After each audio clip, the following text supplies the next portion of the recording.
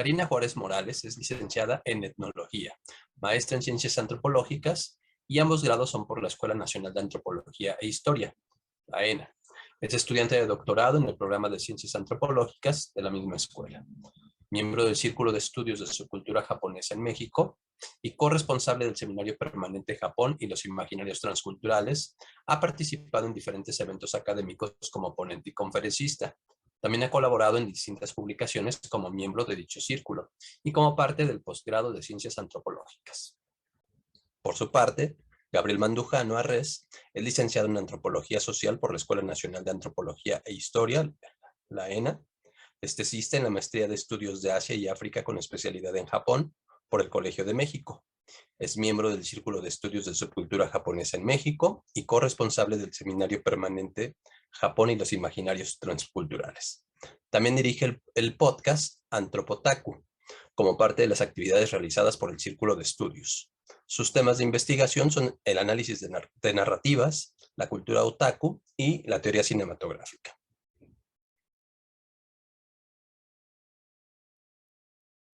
Hablando de o sea, ¿qué pasa con el cómic mexicano? Y por qué pareciera que no hay, porque resulta que sí hay, pero ¿por qué parece que no hay?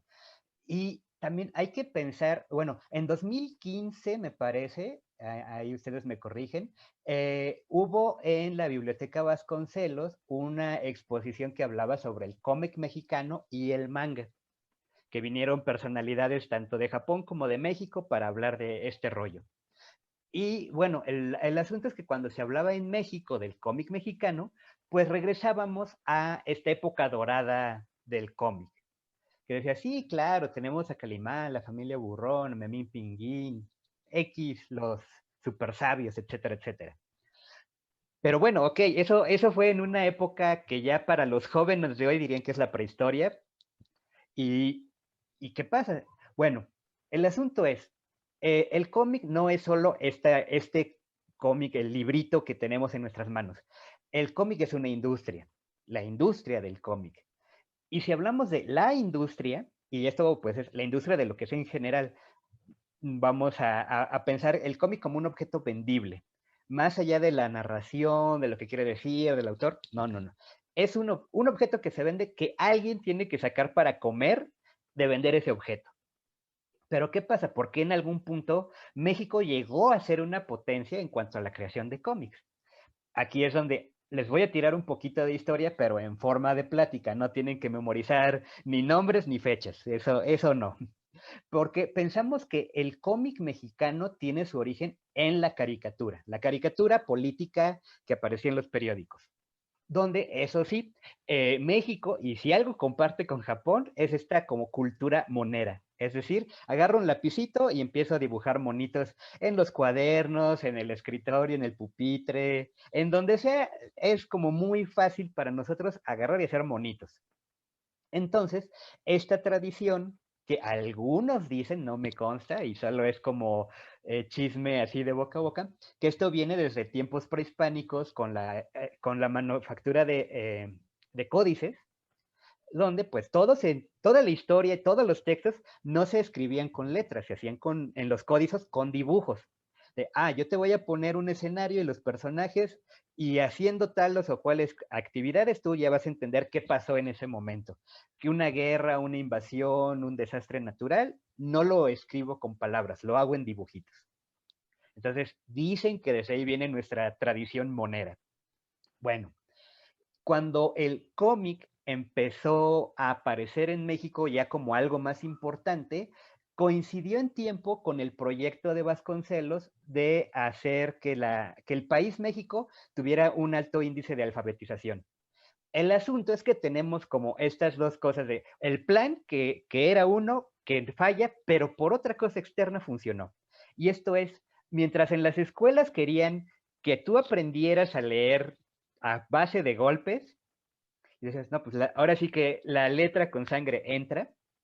Al mismo tiempo empezaban a aparecer los primeros cómics. Y la gente que ya tiene como esta cultura monera de quiero ver monitos diciendo y haciendo cosas divertidas, se aproximan a estos cómics y dicen, se ve que está divertido, me interesa saber qué dice, pero no sé leer. Entonces había un sujeto que sí sabía y les leía en voz alta estos cómics y dicen, ah, qué divertido, pero no puedo estar dependiendo de que siempre esté esta persona que me lea el cómic. Yo tengo que aprender a leer.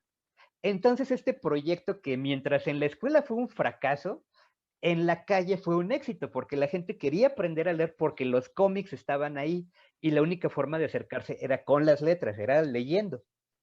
Entonces, eso fue como el origen de la industria del cómic, como una necesidad real de quiero consumir este producto, pero necesito ciertas condiciones para ello. Y de ahí se empieza a elevar porque el cómic ya no solo es algo divertido, sino que también tiene mucho que ver con una condición social de crítica, donde nadie en ningún periódico, en ninguna noticia en la radio o en la tele me van a decir qué está pasando realmente.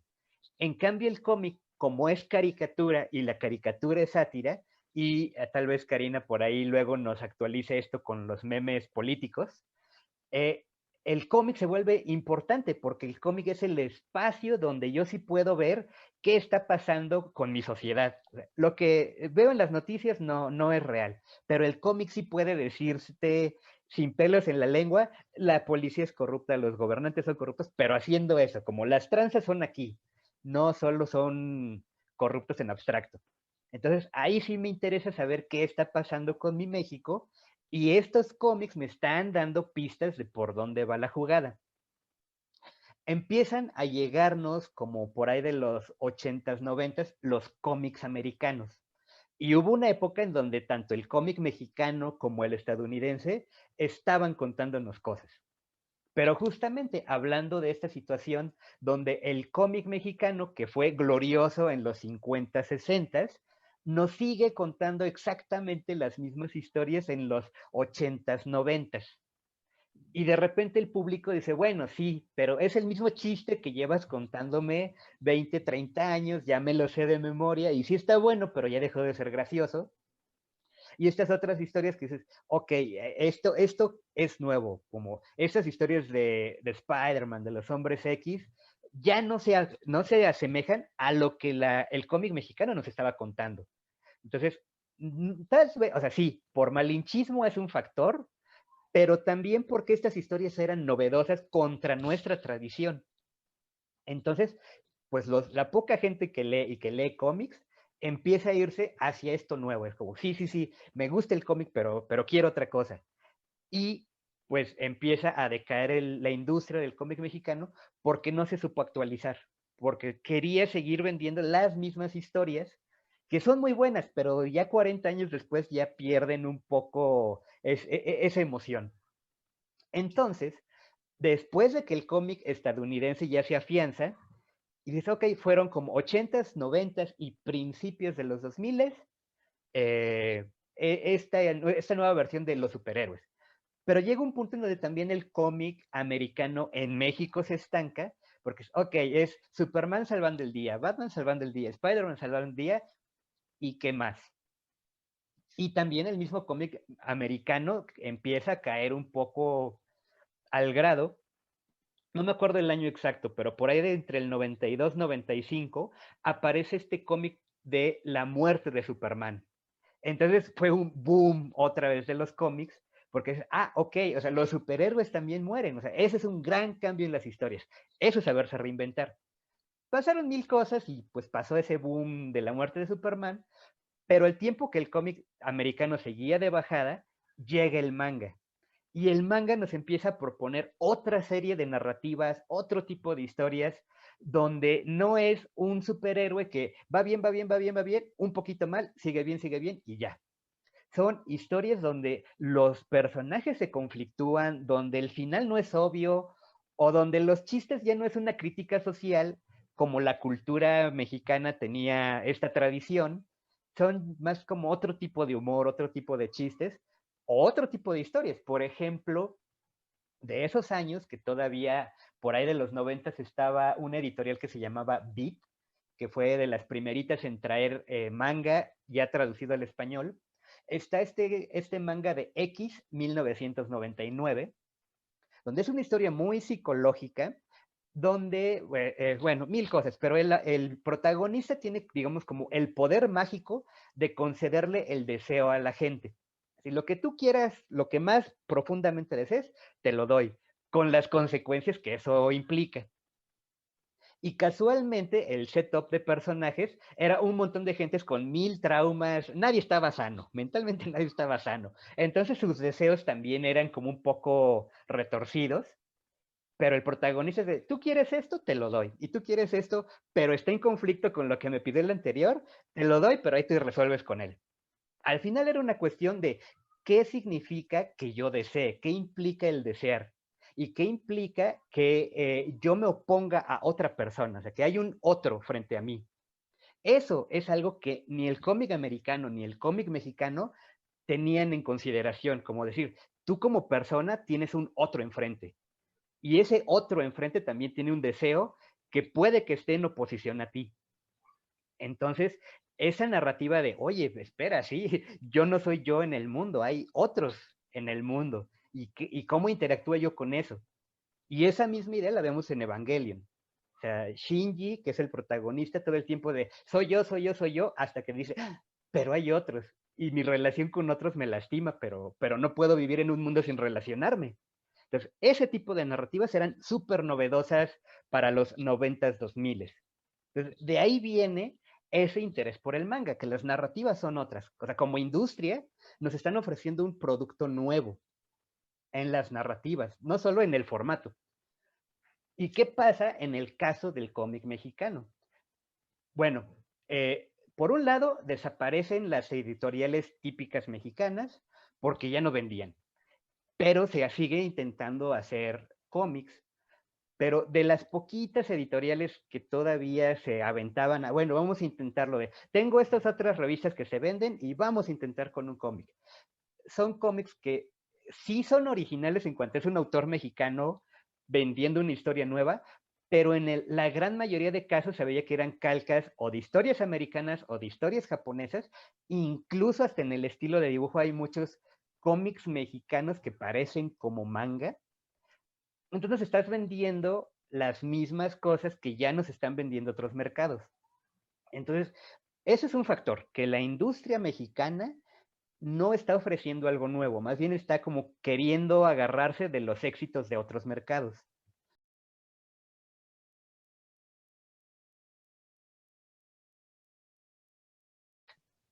Porque, qué es la revisión del manga? Diríamos, bueno, es como un análisis literario.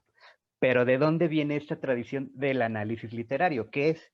Porque de repente uno piensa de, bueno, es que si es análisis es literario, tiene que ser como sobre libros y tiene que ser algo demasiado sesudo para que eso sea válido o sirva de algo.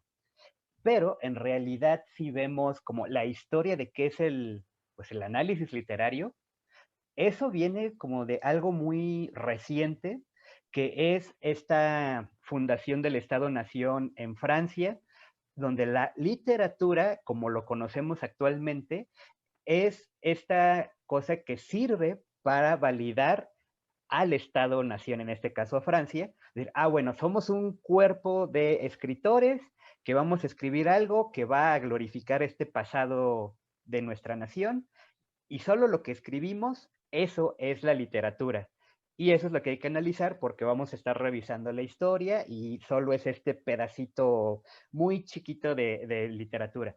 Pero en realidad, si uno piensa la literatura como algo mucho más amplio, eso viene desde mucho, mucho, mucho, mucho más atrás, como por ahí del 700 antes de Cristo, tal vez mucho más, cuando los griegos y sus amigos se juntaban a discutir sobre los grandes clásicos.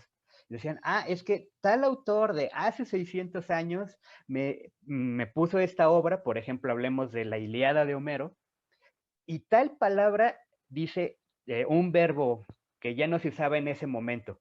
Y dicen, bueno, yo así como con mis cuates voy a hablar de que esta palabra significa separación porque tal y tal cosa, y sus amigos dijeron, pues mira, fíjate, yo creo que sí, porque con el texto esto tiene un sentido. Ese análisis, lo que sería hoy en el presente, es la gente en Reddit, por ejemplo, que habla sobre libros. esa gente que habla en Reddit, que es un canal de internet, no son académicos, son gente que leyó mucho una obra, se hicieron fans, y dicen, oye, ¿qué quiso decir el autor aquí o acá sobre esta palabra? Y bueno, al final del día, eso tiene tanta validez como gente en un escritorio en la escuela que está diciendo, ah, sí, claro, el autor que habla sobre historia del arte del siglo XIX es esto o aquella cosa. Dice, ah, bueno, entonces tenemos, para empezar, dos tipos de análisis. El que viene, digamos, desde la academia y el que puede hacer la gente común sobre cosas que le gustan. En este caso, pues yo no voy a hablar tanto de la literatura per se como esta herramienta del Estado-Nación que valida historias que ya son como de un corpus oficial. Como decir, esta serie de libros son los buenos, estos son los que hay que leer y estos son los que hay que analizar. Más bien pensaría en esta otra forma de análisis literario, que es, pues yo y mis cuates estamos viendo una obra que nos dice algo y porque me gusta lo voy a empezar a analizar. Entonces, ¿por qué uno sí y otro no? Porque al final del día la cuestión literaria y su análisis académico es algo muy subjetivo.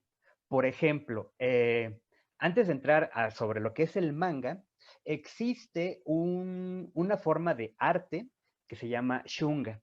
El shunga es una forma de pintura que originalmente en Japón, por ahí del siglo XVII más o menos, era una especie de guía de cómo debían comportarse tanto hombres y mujeres a la hora de tener sexo. Y después evolucionó en una especie de arte erótico.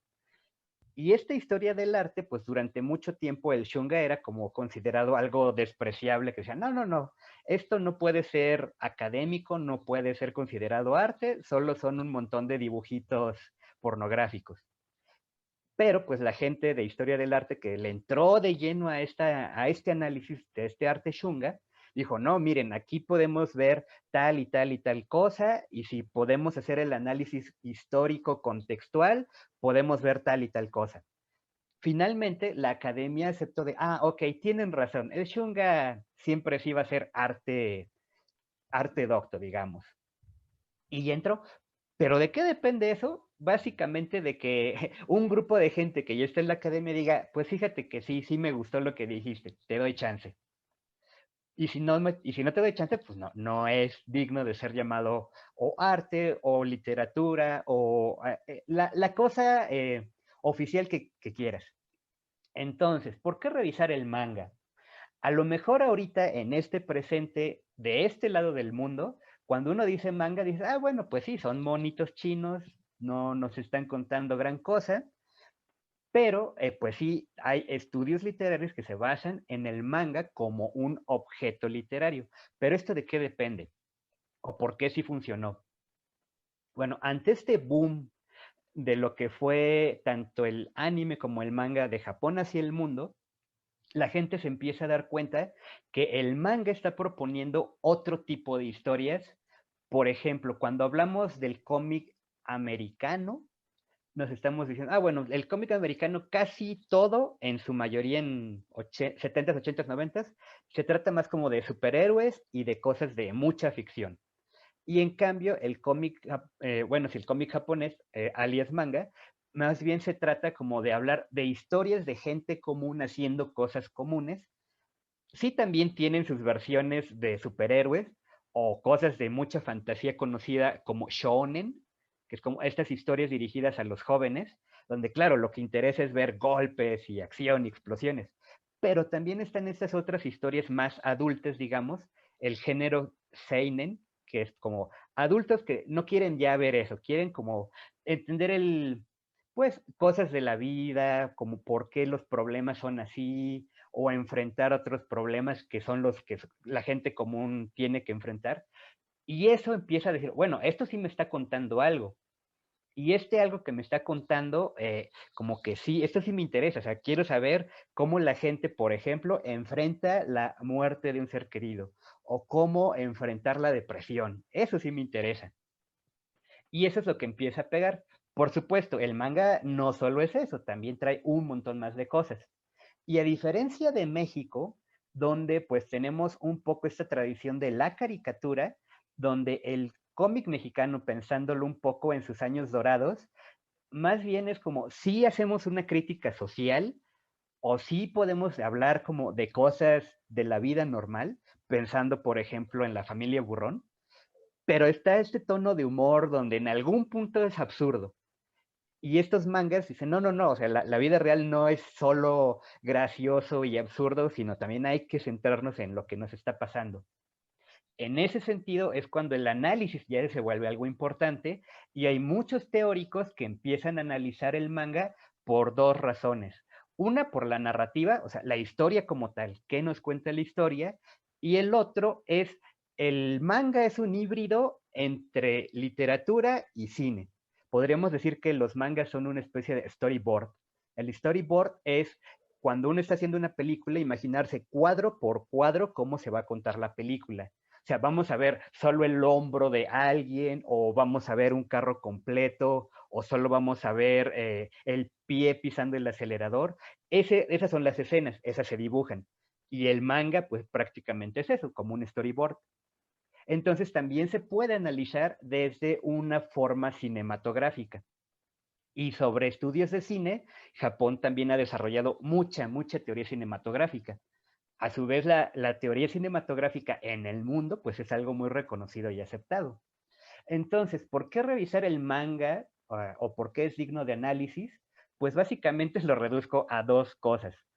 Porque se ha visto que nos cuenta algo, o sea, desde la narración, tanto a un niño como a un adolescente como a un adulto le puede decir algo que le importa, como porque las composiciones de cada viñeta nos ayudan a contar eso. Y eso solo también nos ayuda como a distinguir cosas de nuestras culturas.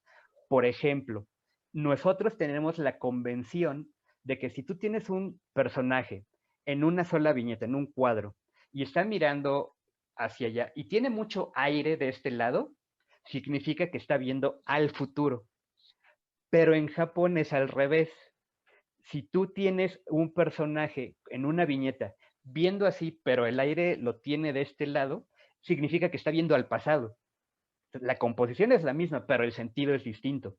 Entonces, necesitas analizar este tipo de cuadros desde los códigos culturales para que digas, ah, claro, tiene sentido o que mire al pasado o que mire al futuro porque la historia nos está contando algo. Entonces, así como de rápido, esta sería el por qué es interesante, por qué es digno de análisis, porque nos da muchas pistas sobre la cultura.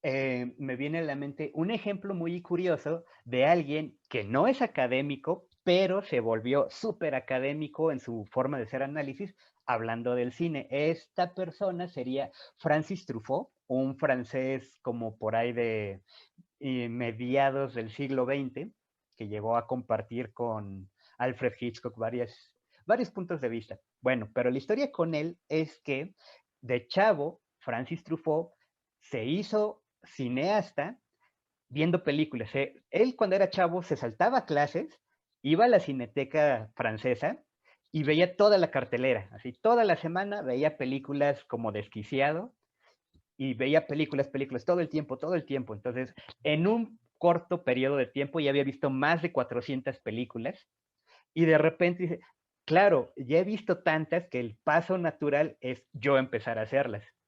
Pero porque ya he visto muchas, sé cómo hacer un corte de cámara, sé cómo hacer este salto de eje, sé cómo debe ser el ritmo en los diálogos. Y después, otro paso que fue casi natural para él fue volverse crítico de cine.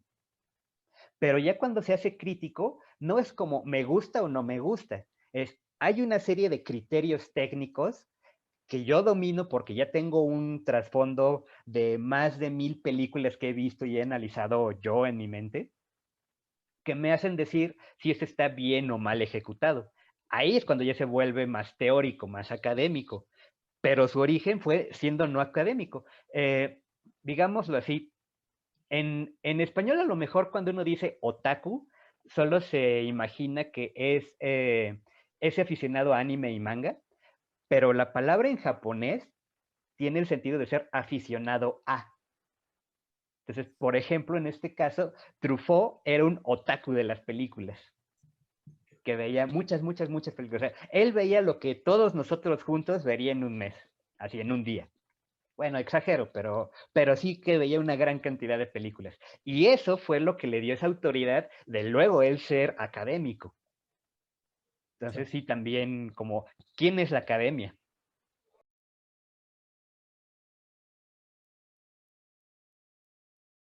Creo que más que si se equivoca o no, la academia actual tiene que abrirse. Estamos en un tiempo en el que el tiempo va muy rápido, todo va muy rápido, y el manga o el anime es un primer acercamiento, ¿no? Nosotros lo hemos visto en el círculo en el que estamos Gabriel y yo. Es un primer acercamiento de interés para muchas personas, en muchos ámbitos.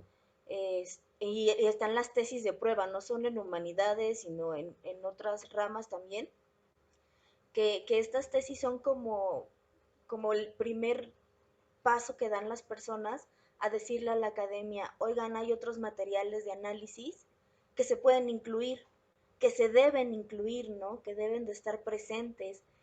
Y aunque ha costado, sí, la academia se empieza a abrir, empezamos a ver que hay más trabajos, que empezamos a recibir más interés en el círculo, más gente quiere participar, escuchar este tipo de pláticas, porque se dan cuenta que algo que los había estado rodeando toda la vida puede ir más allá de un simple gusto o de algo como un hobby, ¿no? Puede darles otra perspectiva.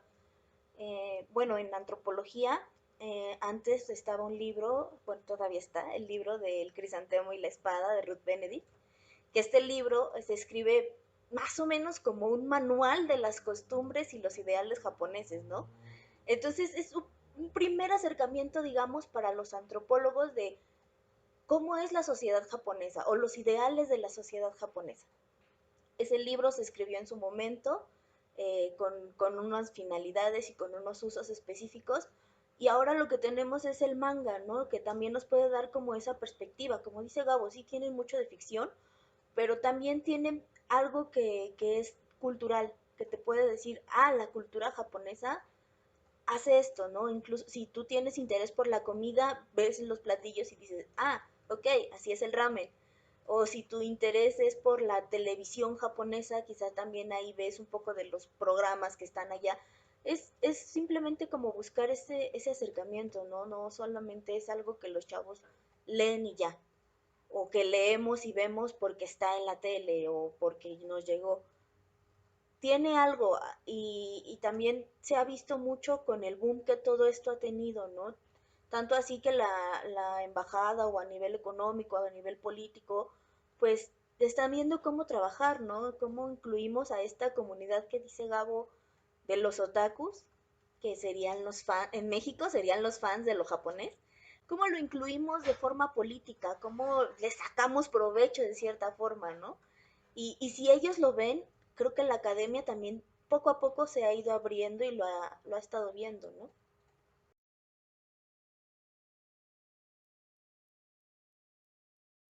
Es que aquí ya también depende de el manejo que tú le estés dando a esta información, porque lo puedes dejar en un punto muy banal de, bueno, ya lo leí, a mí me interesa Japón, como para ir a hacer un viaje a Japón y listo.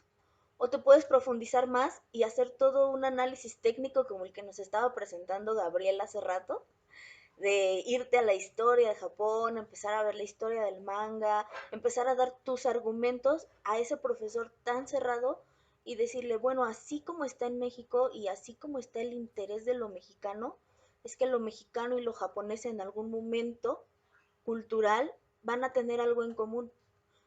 Igual y no tan semejante con sus diferencias, pero la cosa es que tú empieces a mostrar esa parte común, ¿no? Y también que empieces como a utilizar pues un análisis más profundo, como, repito, como el que nos estaba haciendo Gabriel hace rato. Bueno, es que sí es una pregunta bastante espinosa y como decía Karina, o sea, si uno en México todavía hoy, pleno 2021, va y toca la puerta de un profesor en la universidad y le dice, oiga, quiero hacer este estudio sobre X cosa asiática, ya no solo digamos japonesa, asiática en general, los profes te van a decir, bueno, ¿y eso qué tiene que ver con los indígenas? O eso qué tiene que ver con México siquiera. Y bueno, vamos a ponerlo también así. En el mismo Japón hace veintitantos años, 22, 23, era raro también que en el mismo Japón hubiera estudios académicos sobre manga o anime. La misma gente que decía, oiga, profe, fíjese que aquí tengo este análisis que acabo de hacer sobre Akira o Ghost in the Shell o Evangelion, y le decían, no, chavo, esas cosas aquí no. Tú tienes que estudiar las obras confucianas, tienes que estudiar los grandes clásicos de la literatura, porque eso otro que me estás diciendo son cosas raras. Pero conforme fue pasando el tiempo y tanto el anime como manga se hicieron muy relevantes para la economía japonesa, de repente la academia empezó a decir, a ver, espérate, dices que tenías un estudio sobre eso, ¿verdad? Ok, eso en dinero, ¿cómo me lo traduces? Y entonces ya fue que en el mismo Japón empezó a haber estudios de manga. Por ejemplo, la Universidad de Kioto, el Nichibunken, hoy por hoy es como de los grandes centros de análisis de manga. Pero eso no fue como, sí, siempre ha sido así. No tiene más de 25 años de qué es eso. Ahora, ¿qué pasa en México? Mientras en México no tengamos la necesidad de salir de México, porque la Academia Mexicana sigue viendo de, bueno, ¿qué vende de México? Hablamos, por ejemplo, del Honorable Museo de Historia y Antropología del INA. ¿Qué vende? O sea, yo vendo la cultura mexicana, pero la cultura mexicana antigua. O sea, yo no quiero ver a los indígenas de hoy, quiero ver esos indígenas de museo que cuando viene un extranjero, eso es lo que vendemos. Entonces también aquí tenemos un cruce entre que lo que la academia va a valorar está en función a lo que el Estado está diciendo, eso queremos. Entonces, dices, bueno, en la práctica, pues sí, tenemos este maestro necio que dice, no, no, no, esas visiones, no, o sea, ¿quién va a estar hablando de Astro Boy, por Dios santo? Háblame de los rarámuris, háblame de los mayas, eso sí queremos. Pero porque es esta visión que desde hace mucho tiempo nos han puesto, de eso es lo que necesitamos. Pero en el presente, la academia, pues poco a poco, también picando piedra, está abriéndose a otras necesidades. O sea, la academia no solo es hablar de lo que está en función del Estado, sino también es hablar en función de lo que la sociedad está haciendo. Pero esos cambios son más lentos.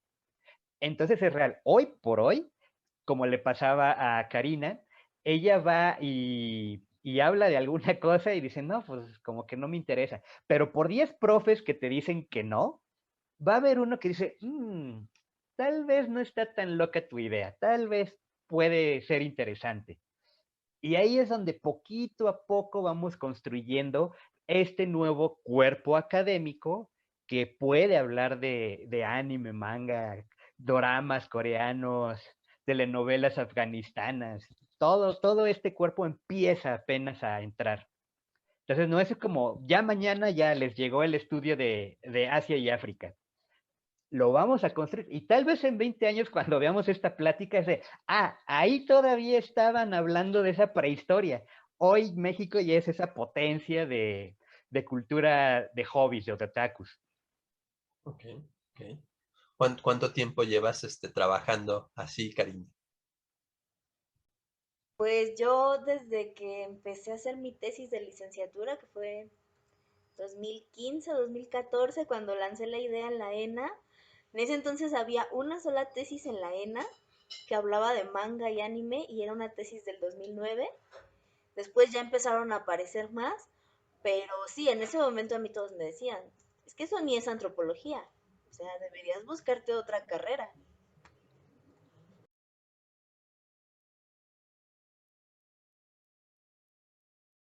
Igual poniéndolo en un espacio así, digamos que es en donde convives con más cosas, ¿no? Encuentras más cosas. Yo, por ejemplo, de forma personal, sí fue en la escuela en donde me acerqué a estos temas. en donde encontré personas con el mismo gusto, no solo en la universidad, más bien en la preparatoria fue donde yo encontré personas que tenían el gusto por lo japonés o por lo coreano y que me ayudaron, ¿no? Que para empezar me dijeron, no, esto no es historieta, se llama manga, mira, viene en este formato. Eso que tú ves no son caricaturas, es anime y estos son los mejores. Entonces ya ese tipo de acercamiento, ¿no? Que te van dando como pues más términos que tú no conocías, pero que son los correctos, o que te van afinando y te van llevando, por ejemplo, a mí me llevaron por primera vez a la Friki Plaza en la preparatoria, cuando la Friki Plaza eran 3 locales y un montón de mesas, ¿no? Esa era entonces la Friki Plaza. Y después, años después, para la licenciatura hice un trabajo sobre la Friki Plaza, cuando ya eran los 3 pisos y todo lleno de gente que va y viene, el laberinto. O sea, esos primeros acercamientos, esas primeras afinaciones de un gusto, fueron también parte de un aprendizaje, ¿no? Es que hablábamos cuando leíamos las preguntas, esta pregunta sobre el gusto, sobre si el manga o el anime movían los gustos, es como pues también es muy abstracto, ¿no? Pues qué es el gusto, para empezar, tú lo decías, es muy mi gusto, es muy personal. Habrá personas a las que nunca les interese, definitivamente, aunque las acerques, aunque los lleves, digan, no, pues, qué bien, ¿no? Pero no es lo mío, ¿no? No me gusta, yo prefiero seguir con los rarámuri y está bien, pero definitivamente sí te tienes que abrir y tienes que entender que el mundo no se mueve con tus gustos, que es más complejo, que hay más cosas, que hay más variedades y que pues funcionan de distintas formas, ¿no? Quizás si para Gabriel o para mí nunca hubiéramos llegado con las personas del círculo, las tesis no habrían salido como salieron.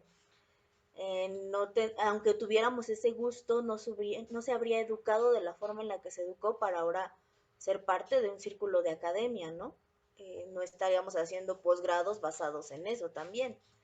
Entonces creo que sí es una cuestión totalmente de apertura y de saber también como de respetar, ¿no? Ok, si no te gusta, pues no te tiene que gustar, pero ya como lector tienes que darte la oportunidad de leerlo y de ver qué hay más allá. Eh, Hay una novela que también tiene una película que se llama En nombre de la rosa, cuyo inicio es bastante interesante porque es un monje que está describiendo pues cómo es el pueblo donde vive y dice que hay gente de alma ignorante. Es decir, que aunque tú les pongas un libro enfrente, no les interesa aprender. Así simplemente el conocimiento les es irrelevante. Yo aquí tengo mi milpa, aquí tengo mi yunta, eso es lo que voy a hacer, ya. Leer como para qué. Estamos hablando que la novela está situada como por 1500, 1700 pues en un pueblo. Y dije, bueno, pues esta es la gente de alma ignorante que ya, para mí ellos ya son casos perdidos. No voy a esforzarme en ponerles un libro.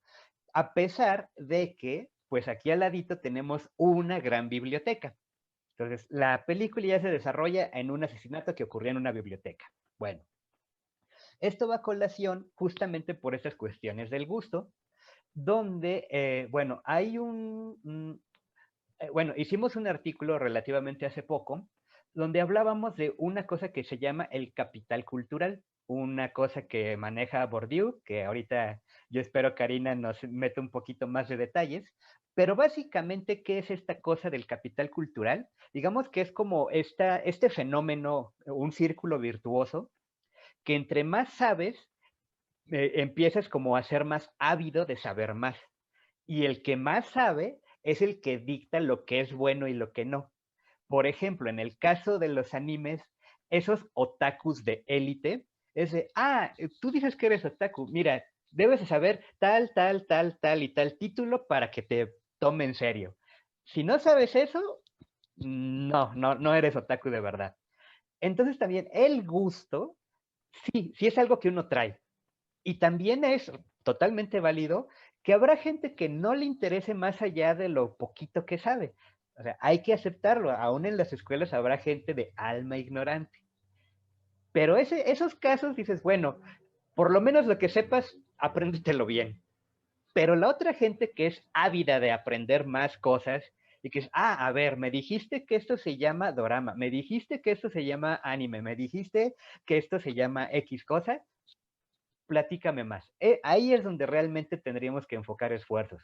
Pero, ¿qué pasa con esta teoría de Bourdieu? Yo creo que aquí Karina es la que nos va a dar un poquito más de pistas sobre esa otra cosa que también es el gusto.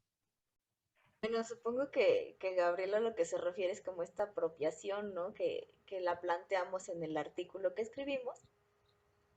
Y justo es ese como el apropiarse de algo que es ajeno, ajeno entre comillas, y ponerlo en tu día a día, ¿no? Nosotros lo decíamos así en el artículo. Bueno, estas personas que por cuestiones del azar crecieron viendo anime, lo tomaron, lo apropiaron y después han ido construyendo todo un mundo alrededor de él, ¿no? Entonces sería como apropiar este elemento, volverlo parte de tu gusto y construir tu contexto alrededor, ¿no? Tu círculo de amigos, tu círculo de estudios, en fin, ¿no? Como ir tomando un poco de estas cosas, como de esta apropiación. Me parece que eso es a lo que se refiere Gabriel, que hay muchas personas que están en otros círculos, que no les interesa estar en el tuyo, está bien, pero de alguna forma hay una apropiación de espacios, de elementos, de muchísimas cosas que es parte del mismo ser, ¿no? De nosotros como personas, como hombres, como seres sociales, pues esa apropiación de elementos extraños o ajenos a uno mismo. Hay una cosa que es distinta y a la vez relacionada, que una cosa es lo que me gusta, que es mi gusto, y además existe otra cosa que es lo que se llama el buen gusto, o sea, el bueno o el mal gusto. Como decir, claro, esta novela es de buen gusto, esta bebida es de buen gusto, X cosa es de buen gusto, la ropa es de buen gusto. Pero eso, o sea, es la misma palabra, el gusto. Pero ¿qué tiene que ver lo que es considerado de buen gusto con lo que me gusta? O sea, porque pareciera que pueden ir por dos direcciones distintas.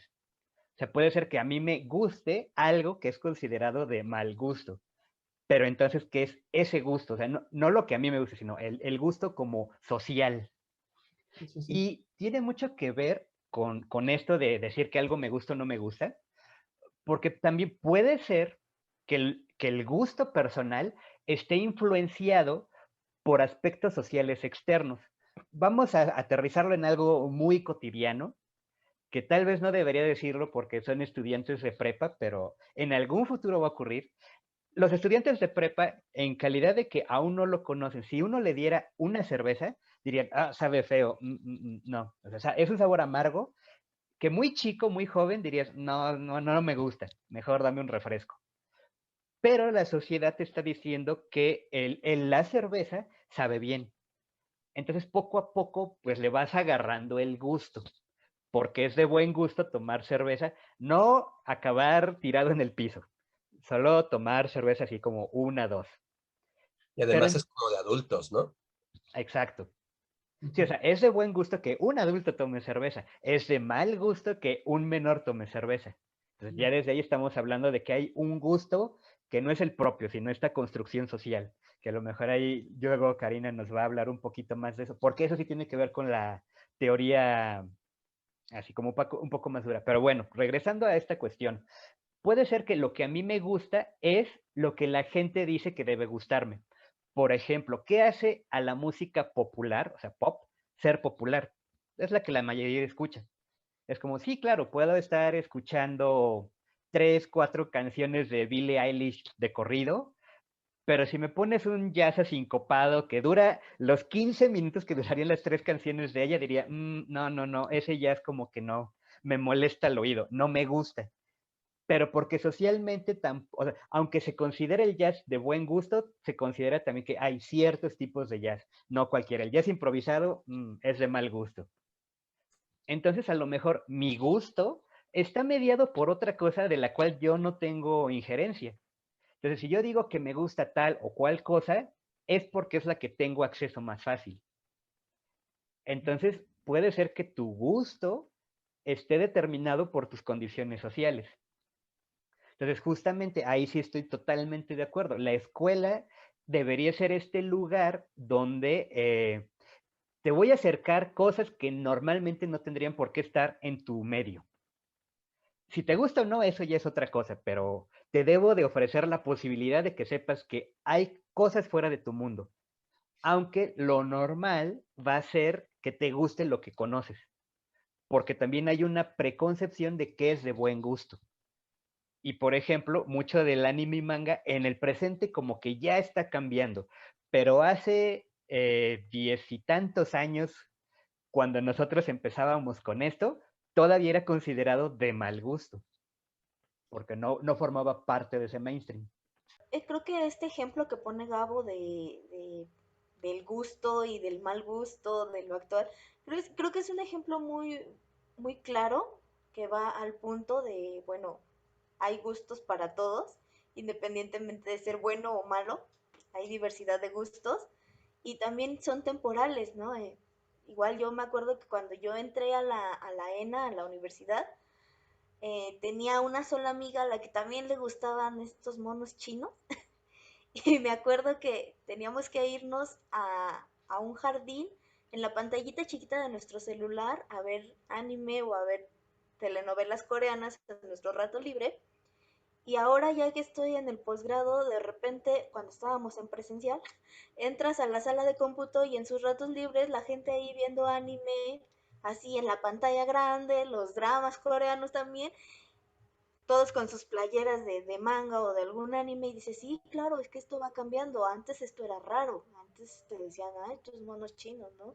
Ahorita ya es normal y está aquí en el ambiente, a lo mejor no todos estamos haciendo estudios de esto, pero ya es una realidad que está aquí y que ya alcanzó a este contexto de la Universidad de Antropología, bueno, de la Escuela de Antropología, y eso también es una señal de que ahí otra vez las academias tienen que poner el foco, sobre todo siendo una academia de antropología, ¿no?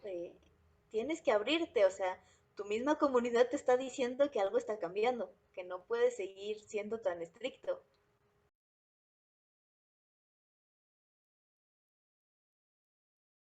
En términos de enseñar, como yo quiero educar a un grupo de personas, porque uno piensa en jóvenes, pero también se puede educar a gente un poquito más grande. Maestros. Por ejemplo, yo diría que sí hay criterios y el primero de ellos sería no hacer prejuicios. Por ejemplo, bueno, vamos a decirlo, es el manga que está en la portada, es una obra japonesa que surge de una labor terapéutica de la autora, donde básicamente nos está haciendo un reporte de su primera experiencia lesbiana. Y así es el título del manga, el reporte de mi primera experiencia lesbiana. Entonces, uno ve ese título y ve la portada donde dices, o sea, se ve como dos chavas desnudas, dices, no, eso es pornográfico, ¿quién va a estar enseñando eso? Entonces, ese es el primer dato, así como el prejuicio de que yo no la vi, solo vi el título y solo vi el dibujo, eso es porno, entonces, mejor no. Si uno quita el prejuicio, ok, ya nos acercamos al material. ¿Y qué pasa ya después con el material? Como bien dices, Aaron, el asunto es, ese es como muy transparente en lo que quiere decir y te lo dice textualmente, como no te quiero vender como una historia de sexo y morbo, te estoy vendiendo mi historia como persona en la intimidad de cuál fue mi proceso para enfrentar la depresión. Es eso, pero también, digo, aunque eso es muy sencillito en ese sentido de entender, porque sí lo dice textualmente la obra, uno tiene que tener también esa capacidad de empezar como a distinguir qué estamos leyendo y qué nos quiere decir el autor. Por ejemplo, vámonos al otro extremo, un caso que sea muy difícil de cachar el mensaje. Hace unos días se estrenó en México la película de Evangelion 3.0 más 1.0, Rise Upon a Time. Esa historia se puede analizar desde dos perspectivas, desde un criterio muy técnico o desde un criterio narrativo. Si uno lo ve desde el criterio técnico, pues es una obra cinematográfica que tiene ciertas características y que tiene pues ciertas cuestiones buenas o malas, pero ahí están. O sea, ¿qué nos está contando? Pero la cuestión narrativa es, ¿qué me quiere decir el autor a mí que he estado siguiendo esta obra por 24, 26 años? Y en esa parte de la narrativa, más o menos hay un consenso, pero es un consenso que se hizo a partir de que mucha gente comentó la obra. Y en el criterio técnico no hay consenso, porque hay como muchos huecos y mucha gente no sabe qué nos está contando, entonces dicen que está mala, técnicamente hablando. Entonces, cuando uno lee una obra literaria, ya sea manga, cómic, novela gráfica, novela, cualquier otra cosa, habría que tener este criterio de, bueno, ¿qué estamos leyendo? ¿Estamos leyendo la obra como tal, lo que está escrito letra por letra, o estamos buscándole como el contexto de quién lo escribió? Por ejemplo, cuando nosotros pensamos en la Divina Comedia, pues, claro, la Divina Comedia es una obra bien interesante que nos habla sobre el infierno y el cielo, y es como una novelita de ficción, larga en cantidad de páginas, pero novela en cuestión de ficción de visitan el infierno, visitan el cielo, se acabó. Pero si nos clavamos con el contexto, en realidad es una persona que nos está diciendo todos los chismes de la época. De, claro, es que si tú ubicas a esta referencia, en realidad es el gobernador de tal pueblo que hizo un fraude de tal cosa. Y este otro fue un ricachón que engañó a su esposa como con 25 amantes. Y es una serie de referencias, no de la obra per se, es del autor contándote un montón de chismes que ya hoy no tienen sentido, porque no conocemos a ninguno de los implicados. Es como hoy cuando vemos estas obras de teatro satíricas que tienen chistes del presidente en turno, solo en ese momento tienen sentido. Entonces, las obras literarias en general, podríamos tener esos dos criterios. Analizar lo que está escrito palabra por palabra, sin tener en cuenta el contexto, y luego el contexto social. Por ejemplo, no es lo mismo un autor escribiendo en plena época de guerra, de la guerra, que un autor 30, 40 años después que habla de la guerra, pero ya en un estado de paz. Serían como, por lo menos para mí, esos dos criterios, así, fundamentales. Sí, igual, o sea, me quedo con lo mismo, es saber entender qué es lo que te quiere decir la persona o qué es lo que quiere entender, el contexto o la técnica, que sería algo totalmente distinto. Serían resultados muy diferentes de la misma obra, ¿no? Y sería entenderlo también de formas distintas. Entonces yo creo que si alguien llega y te dice quiero hacer un análisis de un manga, de un anime, primero entenderlo, desde dónde, desde qué punto está hablando él, para después tratar como de abrirte como ya pensamiento y decir, bueno, pues igual a lo mejor yo no voy a educar su gusto, pero él va a educar un poco el mío, ¿no? Solo le voy a dar esta oportunidad y voy a tratar de entender qué es lo que está buscando.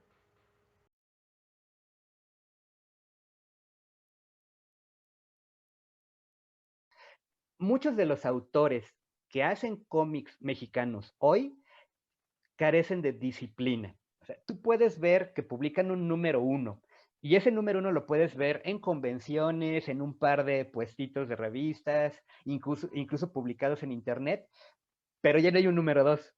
Y ese número uno era muy bueno, era un número uno de algo interesante. Ok, sí, ¿y qué más? No, pues no, ya se acabó. Pero esa falta de disciplina no es la industria, esa es la persona. Pero ¿de dónde viene esta falta de disciplina? Y hay una relación. Dices, bueno, es que yo estoy haciendo cómics porque a lo mejor soy diseñador gráfico o soy caricaturista dedicado a eso o soy X cosa que tenga que ver con ese mundo, pero este cómic que yo hice de mi gusto y con mucho esfuerzo no me da de comer. Entonces no puedo hacer un número dos si tengo que pagar la renta, tengo que comer diario 3 veces al día Y este número uno no me dio para todo eso. Entonces, mejor me voy a otros proyectos donde sí me dé para comer. Afortunadamente, sí hay varios cómics que estamos viendo. Si vemos el cómic como industria, la industria no está apoyando hacer estas historias pues novedosas. Sin embargo, los creadores de cómics tienen esta oportunidad del mercado digital y es como algo que parece ser que está funcionando, donde, ok, yo voy a publicar mi web cómic, como mi cómic, pero hecho en digital. Y que la gente lo vea, o sea, yo sé que yo no voy a comer de eso, pero que la gente lo vea. Y el número uno, el número dos, el número tres, y ya que la gente como que ubica tu título, ya lo haces papel. Por ejemplo, hay uno que ahorita se me viene a la mente que es de humor, se llama Bunsen, creo que el autor es oaxaqueño o chapaneco, no me acuerdo bien, pero es una historia así, de dos científicos de CONACYT y son humor, chistes y un poco absurdos, pero son súper divertidos. Y entonces lees como 10, 20, 30 sketches de Bunsen y en algún punto sacó 2 libros y le fue relativamente bien en ventas en librería. Por ejemplo, creo que o El Péndulo, El Sótano, como de estas librerías, ahí lograron posicionar su cómic de Bunsen. Pero previamente ya tenía como 100 cómics hechos. Bueno, 100 tiras cómicas. Entonces, parece ser que ese modelo está funcionando. Pero yo no estoy hablando del cómic per se, hablo de la industria del cómic. Entonces, ¿por qué no pega? Porque en algún punto dejó de ser novedoso. Justo hay una frase que tenemos un colega y yo de cuando hablamos de lo que vende la cultura mexicana y decimos, es que es increíble, pero hasta la fecha para que algo venda en México, pues échale copal y penacho, ¿no? Si no, pues no vende, la verdad. Entonces, es este estanque lo que habla Gabriel. Si vemos las publicaciones oficiales, las impresas, siempre algo llega a Quetzalcóatl o hay una pirámide de por medio o es el Día de Muertos. Es como otra vez lo mismo, y la historia puede estar interesante, pero de nuevo es el 2 de noviembre donde se empieza a desarrollar. Nuevamente vemos los brujos de Catemaco, o sea, lo que ya hemos visto una y otra vez, y ya no está como este personaje que en su momento salió, Calimán, que era un superhéroe mexicano, ya no hay. Y si hay superhéroes, ¡pum!, usan penacho, o ¡pum!, traen copal, o sea, suena a chiste, pero pues parece que la industria de México le está apostando y erróneamente porque se estanca a eso, ¿no? A tú échale penacho y copal, eso te vende, eso ha vendido y no tiene por qué cambiar, cuando en realidad pues tendría que cambiar, tendría que adaptarse, como bien lo decía Gabo, ¿no? Como el manga lo hizo en su momento. Ahora que Karina menciona esto, se me vino a la mente esta escena de Los Simpson donde van a jugar Lisa y Bart piedra, papel, tijeras, y Lisa piensa, pobre Bart, va a volver a escoger piedra, siempre escoge piedra. Y Bart pensando, la buena piedra, nada le gana. Entonces, exactamente eso, o sea, como las fórmulas que hace 50 años funcionaron, seguro van a seguir funcionando hoy. Sí, tú échale de eso. Bueno, pero pongo un poquito aquí un paréntesis, porque hablando de editores, ahorita acabo de recordar una editorial que se llama Lit, que es de México, Lit Ediciones, que se especializa en manga yaoi. Entonces, bueno, ¿qué es yaoi? Vamos como a entrar rápidamente en contexto. Yaoi, así a muy grandes rasgos, hay un montón más de datos, pero básicamente son historias principalmente escritas por mujeres, enfocada a un público femenino, sobre historias homoeróticas protagonizadas por chicos guapos, muy finos. Y bueno, eso es el yaoi. Pero ¿qué tiene que ver eso con esto?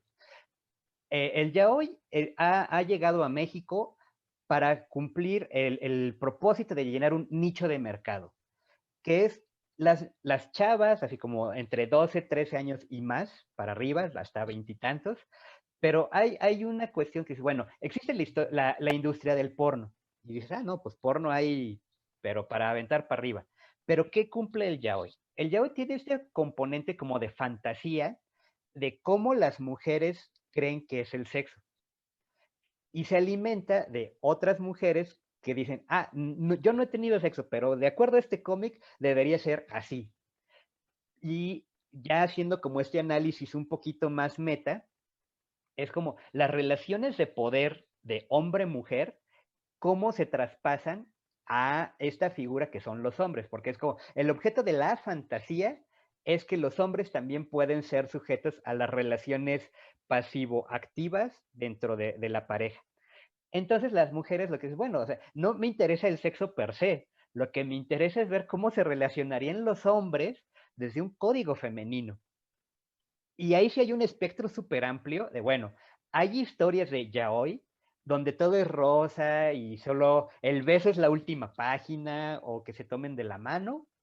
Y es una historia que está enfocada a la relación, a la construcción de la relación per se.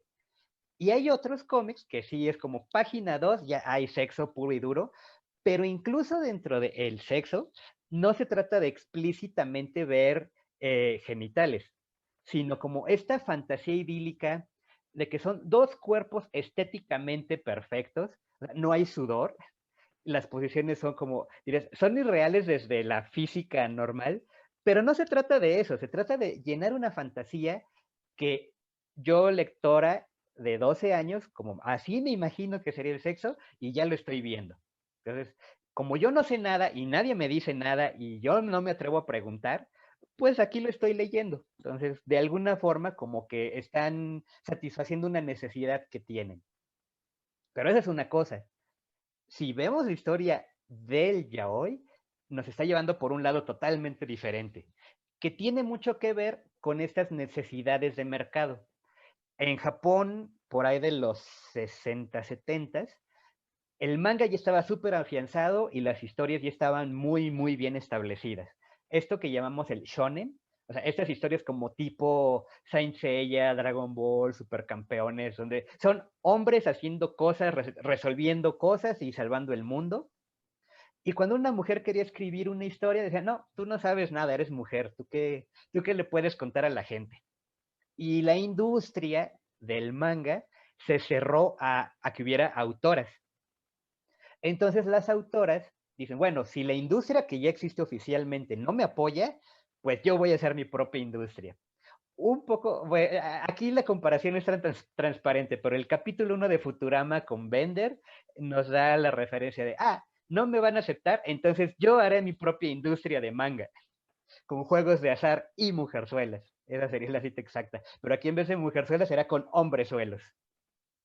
¿Y qué es lo que hacían? Esta industria nueva de autoras que hacían esta cosa llamada yaoi, decían, yo voy a satirizar las historias que ya son famosas.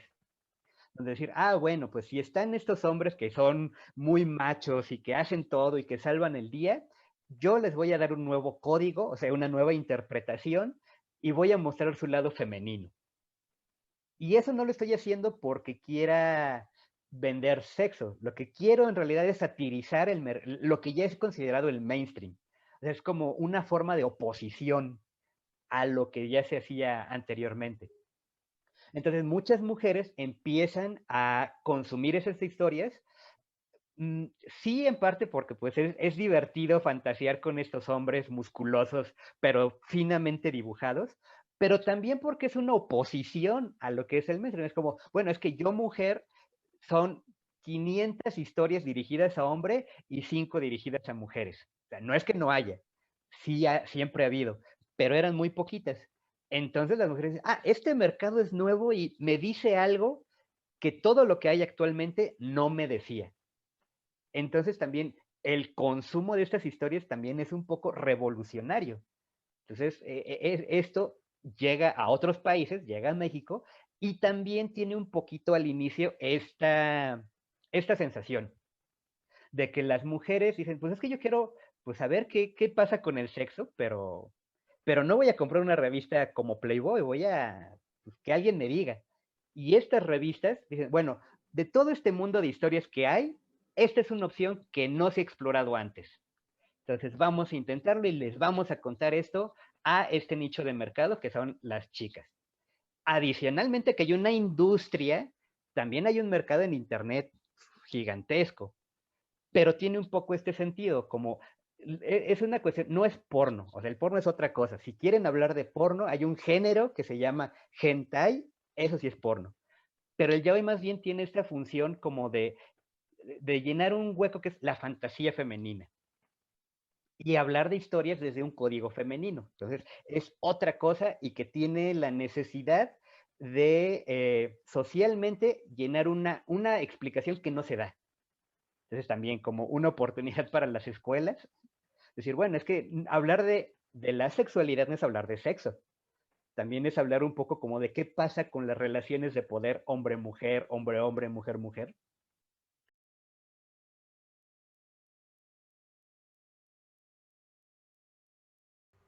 Bueno, personalmente a mí me costaría hacer esa división, pero bueno, estoy hablando desde mi punto de vista y desde que yo ya llevo pues más años y trabajando con industrias de cultura popular. Entonces, para mí van mis hobbies con mi academia siempre, ¿no? Siempre van de la mano, yo no puedo separarlos. Creo que ya viéndolo desde un chavo de preparatoria, que efectivamente, como dices, ya una vez que le pones algo es obligatorio y ya no me gustó, es un poco más difícil hacer una diferencia estricta, ¿no? O bueno, para ellos es más fácil, simplemente si es recomendado por la escuela es aburrido y ya lo quito de mis gustos. Pero yo cómo podría tratar de difuminar esa línea, pues creo que empezaría por dejarlos que ellos escojan. Como bien decía Gabo, ¿no? Que ellos nos digan su ritmo y su interés. Vamos a hablar de cómics y de mangas, ¿por qué no buscan algunos y me dicen cuál y por qué les interesó? ¿No? Esa sería como una primer fórmula. Y bueno, ya de ahí, pues ahora vamos a hablar de cómics mexicanos y hagan lo mismo, el mismo ejercicio, y que sean ellos, como decían bien mis profesores, ¿no? Mátate tú solo. A ver, dime, ¿qué quieres leer? ¿Qué es lo que vas a analizar? Entonces, creo que ese sería para mí la forma de acercarlos sin que lo sientan aburrido, que ellos me digan qué es lo que quieren. Es que separar lo didáctico del entretenimiento creo que sería algo que se tiene que ver en dos vías. Se puede separar el entretenimiento de lo didáctico. O sea, hay entretenimiento que, por ejemplo, puede ser violento o no apto para menores. Pensemos, por ejemplo, bueno, existen las corridas de toro. Pues a alguien le divierte, pero, pero eso no necesariamente es entretenimiento o no es entretenimiento para todos. O están, pues, las peleas de gallo, todas esas actividades que existen y que son consideradas entretenimiento, pero porque alguien dice, no es algo que sea apto para todos. Entonces, el entretenimiento per se es algo que se tiene que tratar como, ok, definamos qué es primero el entretenimiento. Y sí se puede separar de lo didáctico, pero al revés, separarlo lo didáctico del entretenimiento. Como bien dices, en cuanto algo divertido tiene ese barniz de la escuela, ya quítenlo, ya no es divertido. Pero aquí también tenemos que separar dos cosas, o hay que tener atención a los pequeños detalles. La escuela y lo didáctico son dos cosas diferentes, porque seguramente todos los estudiantes sabrán y estarán de acuerdo, hay profes que son aburridos, no importa de lo que hablen, el profe es aburrido. O sea, el profe no tiene didáctica. Hay profes que el escucharlos hablar es de, no sé qué dice, pero suena que es eso. Y que lo que me cuenta, como lo cuenta, tienes 20 minutos de mi atención. Dale. Porque es didáctico. Entonces, si pasamos por este tamiz, que el manga no se trata de que sea educativo, sino que sea didáctico, tiene una luz un poquito diferente. O sea, sí estoy de acuerdo con esta visión de escuela igual aburrido, sí, y esa será como la visión que va a imperar en muchos jóvenes, pero no se trata de que sea educativo desde esta modalidad de la escuela vetusta, cerrada, que solo es esto, sino que sea educativo desde esta forma didáctica, y que bueno, ya Karina ahí nos pasó un par de tips, y decir, bueno, o sea, por ejemplo, ¿qué pasa con las clases de español o de literatura en las prepas? Que te dicen, léete el Quijote. Y dices, pues bueno, es que yo, el lector, independientemente de escuela o no escuela, para leer el Quijote debo de tener un acervo previo bastante amplio, no solo por lo que trata el libro en sí, sino porque si lo quieres leer en original, el español que usa es bastante complejo, o sea, sí exige demasiado de ti como lector. Entonces dices, no, pues ese libro ya es como nivel 10 y aquí estamos hablando con chavos de nivel 1 o 2. Entonces también tiene mucho que ver como qué títulos estás escogiendo, para qué público estás escogiendo. Entonces, por ejemplo, eh, si yo me aviento a lo mejor una novela ligera como para, sí, que mis chavos aprendan a leer, ¿no? O sea, no les pongo el Quijote, les pongo alguna otra novelita como, se me fue el nombre ahorita exacto, Las hojas que se barren, bueno, de García Márquez, que tiene novelitas que son como de 40, 50 páginas, o Alicia en el País de las Maravillas, o El Principito, que dices, bueno, son libros interesantes, son clásicos, pero son chiquitos. Y aunque te da mucho para la imaginación, pero no es como que debas de tener demasiados datos en la cabeza solo para entender lo que lees. Entonces también el manga sería yo creo que un poco eso. Por ejemplo, hay un manga que no me acuerdo el nombre en japonés, pero en español sería algo así como El esposo Yakuza. Son chiquititos y son sketches sobre un esposo, un amo de casa que antes fue Yakuza. Entonces son chistes, güey. Entonces dices, pues órale, aunque sea de la escuela, pero son 5 páginas, sí me echo 5 páginas. Entonces ahí es hacer didáctico la escuela.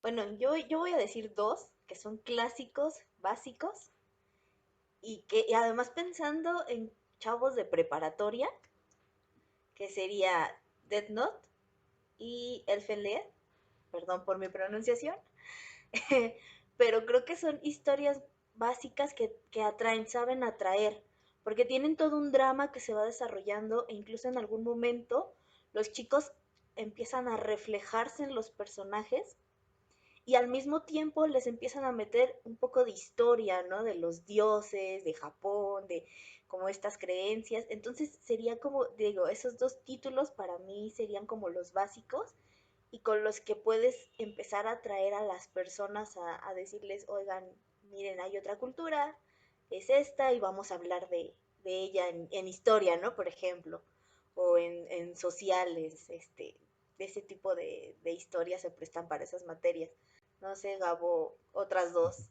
Bueno, ahora sí que Karina se vio súper académica, recomendó 2 clásicos, que dices, por supuesto, esos deben estar sí o sí.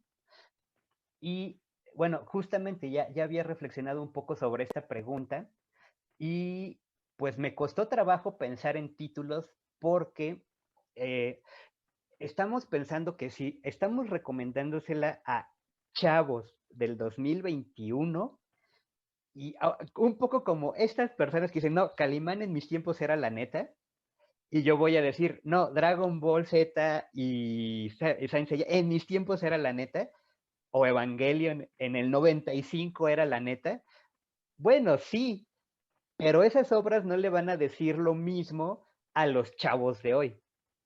Es más, ya así como platicando con algunos chavos en foros de internet, les digo, Evangelion, eso tienes que consumirlo sí o sí. Dicen, no, lo vi 2 capítulos y me aburrió. Lo vi un capítulo y me aburrió.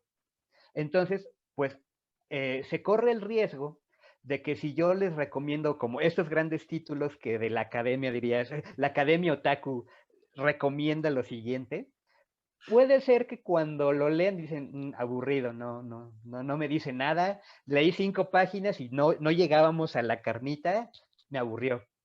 Y no es que sean malas, es simplemente porque el ritmo con que se cuentan las historias era muy diferente todavía en los 90, principios de los 2000 a hoy. Por ejemplo, no lo estoy recomendando, pero es un ejemplo. O sea, Evangelion en el 95, 97 que llega a México, tarda muchísimo para darnos a entender que el foco de la historia es este adolescente que tiene problemas emocionales. O sea, eso ocurre como por ahí del capítulo 8. En cambio, hay otro anime y otro manga de como de 2015, 17, Hoja 1. Esta historia se trata de yo cómo me convertí en el héroe número 1 de la historia. El título es Boku no Hero Academia o My Hero Academia. O sea, página 1, ya te dijeron de qué va. Evangelion tardó 8 capítulos para decirte, y no te lo dice textualmente, como que lo tienes tú que inferir. Entonces, los chavos de hoy son muy diferentes a los chavos del 90 y tantos, o de los 2000. Entonces, puede ser, yo igual y sí me aventaría con Elfen Light porque tiene mucha acción, pero puede ser que los chavos de hoy, ese ritmo de contar historias como que no les llame, porque si no, o sea, ya quiero saber de qué va, quiero como ya digerir esto. Y entonces, pues ya entrando de lleno a la pregunta de como qué recomendamos, yo sí me iría con My Lesbian Experience with Loneliness, el cómic que está en la portada de esta plática, porque página 1 te dice, esta es una historia de cómo yo enfrenté mi soledad. O sea, no le he dado demasiadas vueltas, pero el tratamiento que tiene sí es muy humano, sí se trata como de, no soy un héroe de acción que no le pasa nada, sino yo sufro, pero vivo, mi mamá me pide que haga cosas, la sociedad me pide que haga cosas. Entonces, bueno, voy a enfrentar esto, pero desde mis problemas mentales. Entonces, definitivamente creo que ese es un muy buen material para aproximarse a historias que tienen que ver como yo siento cosas, pero la sociedad me dice, sí, sufre, pero sécate la lágrima y sigue trabajando. Y el otro, yo creo que sería el manga de Koe no Katachi. En español sería La forma de la voz. Básicamente es una historia que trata sobre una chica que es sorda desde que nació y tiene problemas de acoso escolar en la primaria. Entonces, el chico que la acosaba, por X y razón, también es acosado cuando va en la secundaria y dice, chin, ahora sé lo que se siente que te acosen. Ya en la prepa se encuentran y él quiere disculparse con ella porque, oye, no, fíjate que yo ya sufrí el acoso y sí se siente gacho, entonces quiero disculparme contigo y que seamos amigos. Y esta serie también, o sea, eso en las primeras 15 páginas ya te plantean ese problema. Y te están hablando de algo que pues yo creo que todavía sigue siendo muy actual, que es el acoso escolar y las discapacidades. En este caso, pues es una chica sorda. Entonces te estoy diciendo, bueno, ¿cómo enfrentan estos personajes esta relación de la amistad, del acoso, de la discapacidad? Incluso te llegan a hablar un poco del suicidio. Entonces son temas que, ok, en mis tiempos seguían existiendo, pero que creo que aún no se han resuelto, entonces sigue valiendo la pena hablar de eso. Entonces, Pero, más allá que, perdón, no, perdón. o sea, más allá de historias que yo diría, el canon otaku nos dice que hablemos de tal y tal serie, pensaría en historias que le cuenten algo a los chavos.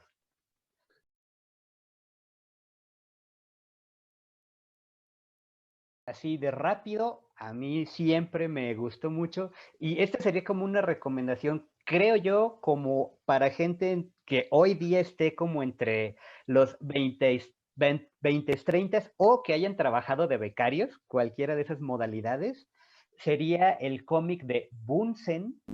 Me parece que el autor es Mario Pinto, de eso sí no me acuerdo, pero el cómic es Bunsen. Es una serie cómica y es un humor bastante a la mexicana.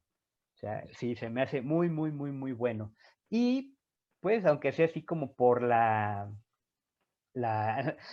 curiosidad, pues sí, hay muchísimas obras de esta editorial Lit.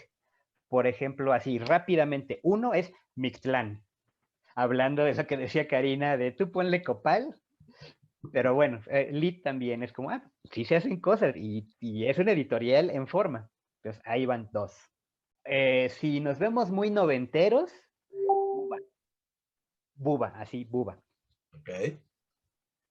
Esa se me hace muy divertida y pues es que hay otras, pero no se me hacen bueno, no, sí, ya me acordé de una. Hay una historia, novela gráfica que está en una novela, el cómic mexicano de El complot mongol. Se me hizo interesante.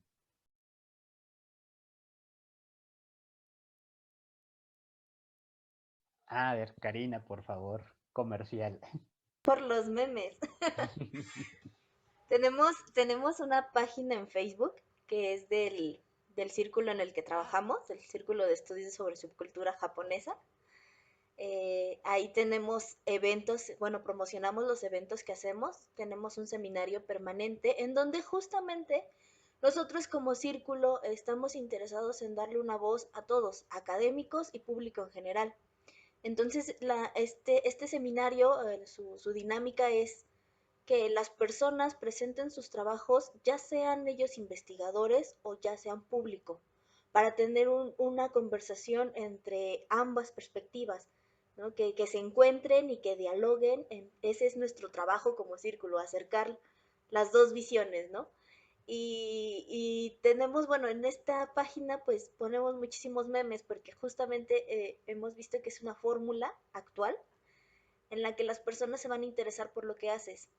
En ese pequeño corto que tú les pongas, ya sea animado o una fotografía, ellos se pueden interesar por todo lo que tú estás presentando y todo lo que tú estás haciendo. Entonces, si se quieren acercar con nosotros, pues síganos en esta red. También tenemos canal de YouTube en donde hay seminarios que ya, bueno, sesiones del seminario que se han presentado. Y también tuvimos una mesa hace poco que organizó Gabo, en donde se estuvo hablando como también con personas youtuber, con un youtuber que fue como la sensación del momento porque atrajo a muchas personas. Y justo también es como de, bueno, no solo que les hablen los académicos, que les hablen personas que se familiarizan con ustedes, que están en el medio en el que a ustedes les interesa y que les pueden decir lo que están buscando, ¿no? Resolver la duda que ustedes como público en general tienen. Porque sí, a lo mejor escuchar a veces a alguien hablar con teorías y desde la academia, pues igual los duerme, ¿no? Y dicen, ¿qué estoy haciendo aquí? Pero pues nosotros estamos tratando como de juntar esas dos formas de ver un solo punto.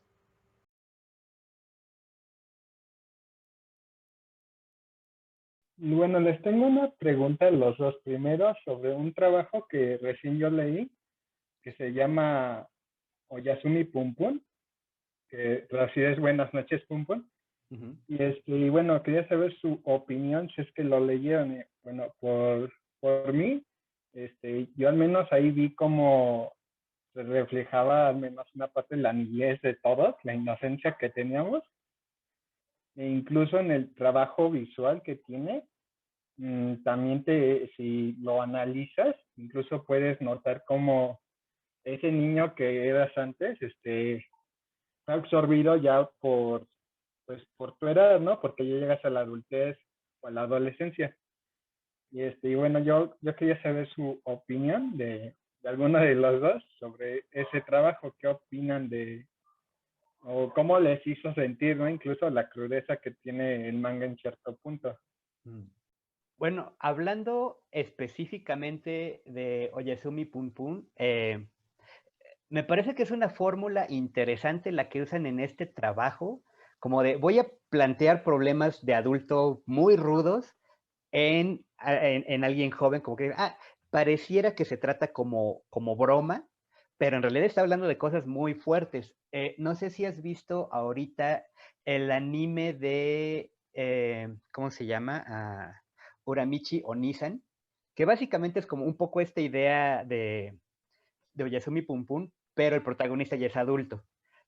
O también me recordó un poco, viendo ese trabajo, el de Welcome to the NHK, que es sobre un hikikomori, que dice, bueno, es una historia sobre un sujeto que no sabe qué hacer con su vida y va pasando los días y también empieza como a tener estos problemas de, bueno, pero ¿quién soy yo? ¿Para dónde voy? ¿Qué es esto? O sea, como, ¿cuál es mi sentido en la vida? Entonces, me parece una forma bastante inteligente de retratar estas preocupaciones que de repente tiene la gente común, que dice, bueno, o sea, la vida es esta, pero ¿qué significa la vida? Y bueno, sobre el trabajo de la animación, bueno, la calidad de trazo, me gusta mucho Me recuerda un poquito al trabajo de I Am a Hero, que bueno, no tiene nada que ver la historia, pero el tipo de trazo sí. Es como sobre... I Am a Hero es sobre zombies. Y tiene mucho que ver como con esos trazos que de repente son como trazos limpios, pero muy cargados en el negro, que tienen como el alto contraste. Entonces, pues, no sé, o sea, así como, no he hecho un análisis a profundidad, pero si me preguntas como, sí me gustó, o sea, por el puro gusto, hablando del gusto, sí me gustó y sí creo que es un trabajo bastante, bastante interesante, muy bien pensado por parte del autor. Fácilmente sí podríamos hacer un trabajillo ahí de análisis sobre esta historia. Y bueno, yo de hecho lo empecé a leer porque yo me lo recomendó un amigo y yo normalmente como que mis estándares son como tipo ciencia ficción, ¿no? O sea, he leído Ghost in the Shield, he leído lo de Akira, ¿no? Incluso, Mm, o la leyenda de Mama Sara y así. mm, Y bueno, empecé a leer un pun y dije, ay, qué bonito, ¿no? Y ya después, conforme le fui avanzando, ya hasta me leía como 2 o 3 tomos al día. ajá. Y dije, no, está cañón y hasta hay incluso algunas acciones que el mismo protagonista hizo y dije, no manches, yo esto lo hice en cierto punto. O yo tenía mis ideas muy fantasiosas y luego ya me tuve que resignar a otras cosas porque obviamente eso era imposible que lo que yo pensaba de chico. Mm. Y así, o sea, es como que me gustó que mostró el lado de fantasía y de pronto, ya en cierto punto, ya dices, ya el manga te muestra de que ya no tienes por qué seguir en tu fantasía, ya tienes que aceptar la realidad, ¿no? El Mm, trabajo, vivir solo, tus mm. conflictos propios con las personas incluso.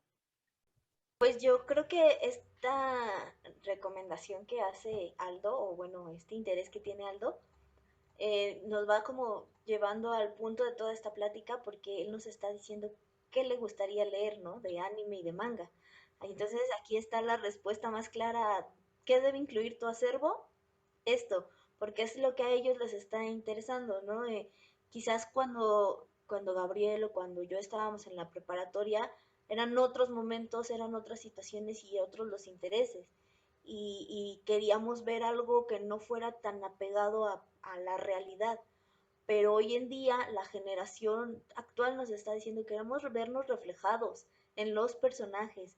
Y este trama de este manga, pues tiene mucho de eso, ¿no? Problemas familiares, un descubrimiento, bueno, pues yo creo que ese es un ejemplo, ¿no? Claro de lo que estábamos hablando. ¿Cómo no hacer aburrido? ¿Cómo incluir el anime en la educación?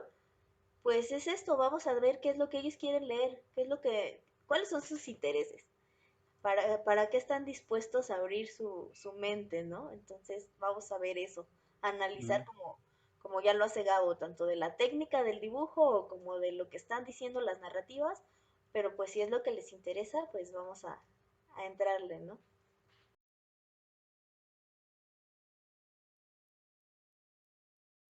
O sea, el cambio es innecesario, pero no habría que estar esperando que alguien que lleva 20 años en el negocio haciendo exactamente todo igual, de la nada se le ocurra, ¿por qué no hago esto diferente? Pues claramente no, no va a suceder así, ¿no? Por más que queramos o que estemos trabajando para ello, pero definitivamente tampoco eso tiene que ser algo que nos pare, que nos diga ya no sigamos con estos trabajos, porque a fin de cuentas, pues no va a cambiar la industria, porque la industria sabe lo que quiere y sabe lo que vende. Yo creo que más bien hay que verlos como un espacio de oportunidad, de poder decir, hay dos realidades, justo, la que vende y la otra que es la que las personas quieren.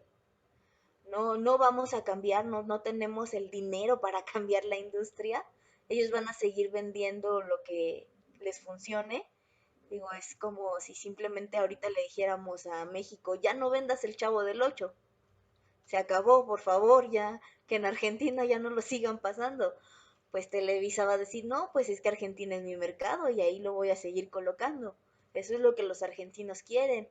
Y es más, ahora hasta les voy a mandar a Cashort, porque ellos así se hacen su imaginario de la cultura mexicana. Entonces es como, pues eso va a estar ahí siempre, no se va a quitar, pero también como consumidores no hay que ser totalmente pasivos, hay que saber reflexionar de lo que estamos consumiendo. Digo, no está peleado en que sigamos viendo los clásicos del anime y pensando que así es la cultura japonesa, pero también hay que hacerlo con cierta reserva. Digo, ni en Japón es perfecto, ni en México todos somos como el Chavo del Ocho. Siempre hay que guardar sus límites, ¿no? Y hay que tener muy claro lo que se venía marcando. Todo es una industria, las industrias saben cómo funcionan, saben cómo venden y saben cómo se colocan.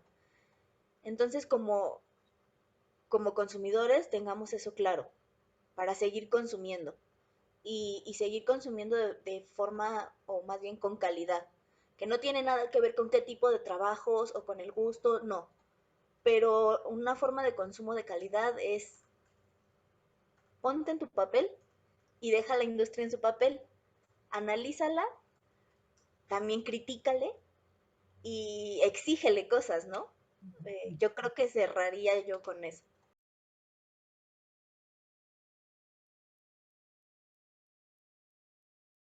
Bueno, no, yo cuando, ahorita que estoy regresando y tomar esta frase de gusto personal, no estoy pensando tanto en ti, estoy pensando en esa figura del maestro necio con el que a mí me ha tocado lidiar personalmente, porque digo, bueno, pues ahorita estoy en el doctorado, pero me ha tocado con cada tesis, me tocó con la tesis de licenciatura, en maestría dije, bueno, pues voy a hablar de la tesis y voy a hacer tesis de memes, me tocó también, ahorita quise hacer tesis de fake news y me está tocando también, entonces es como hablarle a esa figura, ¿no? De ese académico tan serio, tan tajante, tan cerrado, pero claro, yo no lo pienso así como dices tú, no es que realmente vayamos a educar el gusto, pero sí se trata también, como lo dices, de saber, pues decir, bueno, sí es un gusto que yo tengo, sí soy fanática del anime, soy fanática de los memes y me encanta el chisme de las fake news,